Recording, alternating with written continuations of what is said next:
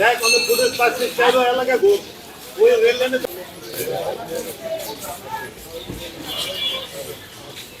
কি জিনিস এটা লাগাল থাকে এটা খোলা লাগছে এই যে এইটা তো লাগানো ছিল না না ওরা না খুলে গেছে খোলা যা খোলা নিয়ে গেছে সব নিচে গেছে সিসি ক্যামেরা আয়াও তারা ঢুকে সিসি ক্যামেরা মনিটর নিয়ে তেমুরা সেট করছে উমরা সেটটা মশলা দামাচ্ছে যদি টানা আছে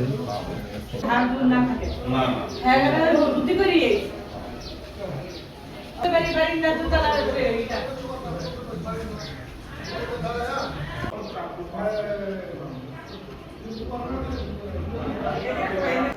আমার ওখানে বাঁধছি আমি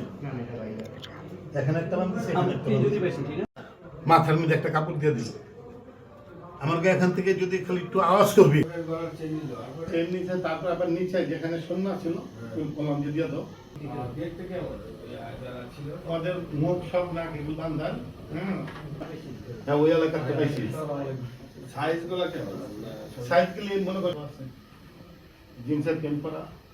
পরা সময় আমি বললাম তুমি দিয়ে দাও একটা ছিল একলাম আর নেই আসছিল স্বর্ণ আসছিল যা ছিল একসাথে আসছিল 40 এটা উপরে হইতে পারে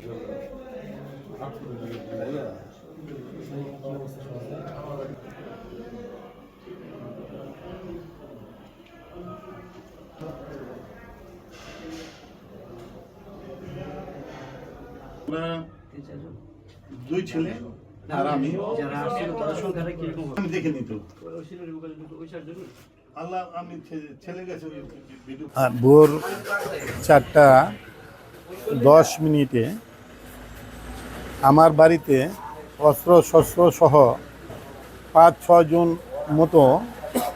একটা ডাকাত দল ঢুকে আমার দোতলা কিচেন রুমে গ্রিল ভেঙে ঢুকে এবং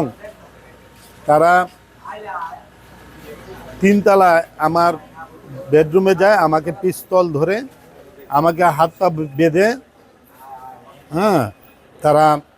আমার কাছ থেকে নগদ 2 লক্ষ টাকার উপরে হবে এবং 40 ভরি স্বর্ণ তারা নিয়ে যায়।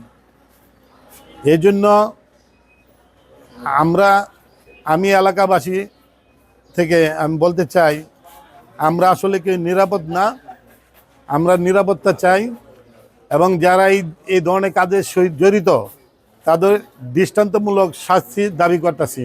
গতকাল দিবাগত রাত আনুমানিক 4:30 থেকে 5টার সময়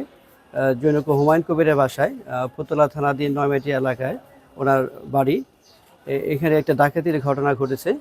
তো আমরা ঘটনা শোনার পরপরই আমাদের ফুতলা থানা পুলিশ এখানে উপস্থিত হয় এবং আমরা ঘটনার জন্য যেসব ক্লু দরকার সেই ক্লুর আমরা অনুসন্ধান করেছি। বিশেষ করে আমরা সিসিটিভি ফুটেজ বা অন্য কোনো আমরা আইডেন্টিফিকেশন মার্ক পাই কিনা সেগুলো আমরা তদন্ত করে দেখতেছি। তো ঘটনার সত্যতা পেয়েছি, এখানে আনুমানিক 4 থেকে 5 জন বা 5 থেকে 6 জন এখানে ঘটনা ঘটিয়েছে। তারা এখান থেকে 40 ভরি স্বর্ণ এবং আনুমানিক 2 লক্ষ টাকার মতো তারা ডাকাতি করে নিয়ে গেছে। তো আমরা এখানে ঘটনাস্থল পরিদর্শন করলাম, আমরা কিছু সিসিটিভি ফুটেজ পেয়েছি। এছাড়া আরও কিছু বিষয় আমরা তদন্তের সাথে এখন বলবো না, আমরা পেয়েছি। আমরা আশা করি অতি শীঘ্র ঘটনার আমরা উদ্ঘাটন করতে পারবো, যারা ঘটনা ঘটিয়েছে এবং তাদেরকে আইনের আওতায় আনতে পারবো।